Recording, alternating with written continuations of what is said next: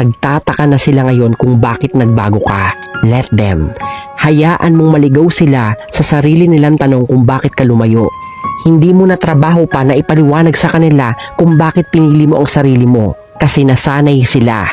Dati lagi mong iniisip yung feelings nila bago yung sayo. Lagi kang nagbibigay at laging nag-a-adjust para sa kanila. Pero that kind of game is over. Kaya nung napagod ka at pinili mong umalis, bigla silang nagduda at nagtaka. At normal yon, kasi hindi nila inaasahan na kaya mong tumayo para sa sarili mo.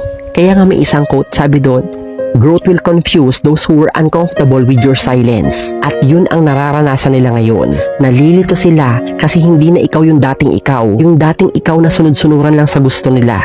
This time, tuloy ka lang sa paglalakad. Hindi mo na kailangan lumingon at balikan yung iniwan mong gulo. Let the dogs bark at your back. Kasi ang taong walang ambag sa growth mo, hindi deserve ang presensya mo. From now on, hindi mo na sila obligation.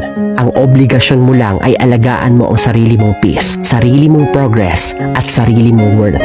Always remember this. God won't always teach you through comfort. And sometimes, the pain is not punishment. It's redirection.